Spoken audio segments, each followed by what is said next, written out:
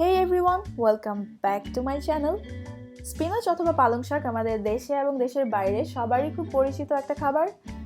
প্রচুর পরিমাণে আয়রন থাকে, যাদের আয়রন ডেফিসিয়েন্সি আছে বা যারা প্রেগনেন্ট তাদের জন্য এটা খুব ইম্পর্ট্যান্ট আর হেলদি একটা খাবার। ইনফ্যাক্ট এটা সবার জন্যই খুবই হেলদি একটা খাবার।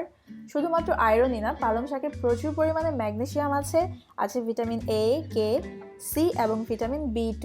সো বুঝতেই পারছেন অনেক খাদ্যগুণ সম্পন্ন একটা খাবার, আর তাই আমাদের সবারই চেষ্টা করা উচিত আমাদের রেগুলার ডায়েটে এই খাবারটা ইনক্লুড করার। পালং শাক রান্না করার অনেক ডিফারেন্ট ওয়েজ আছে। অনেকে এটা র খায় সালাদ হিসেবে অথবা স্মুদিতে দিয়ে, বাট আমাদের দেশের যে বেসিক পালং শাক ভাজি করার রেসিপিটা আছে আজকে আমি সেটাই করছি।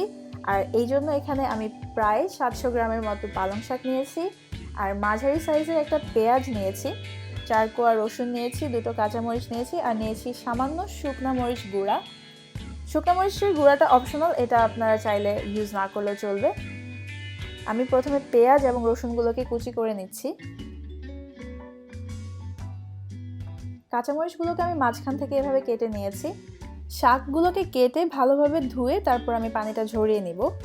চুলায় একটা প্যান বসে আমি সামান্য তেল দিয়ে দিয়েছি। শাক রান্না করতে কিন্তু খুব বেশি তেলের প্রয়োজন হয় না। এর মধ্যে আমি পেঁয়াজ কুচিগুলো দিয়ে দিয়েছি। এখন পেঁয়াজটাকে অল্প নেড়ে তারপর এর মধ্যে আমি রসুন এবং কাঁচামরিচ কুচিটা অ্যাড করে দিচ্ছি।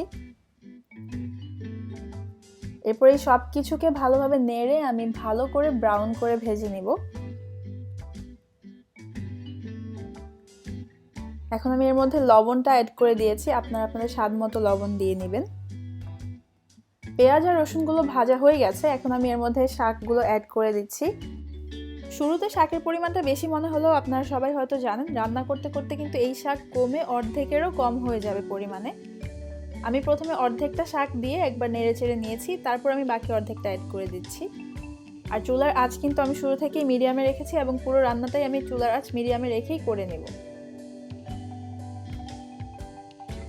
আমি এখন শাকটাকে জাস্ট 2 মিনিটের জন্য ঢেকে দিচ্ছি, শাকটা নরম হয়ে যাওয়ার জন্য।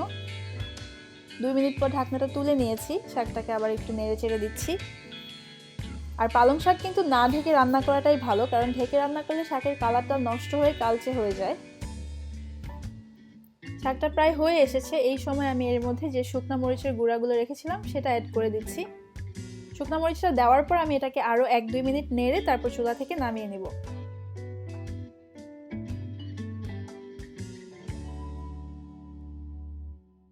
শাকটাকে নামিয়ে আমি একটা বাটিতে নিয়ে সার্ভ করেছি।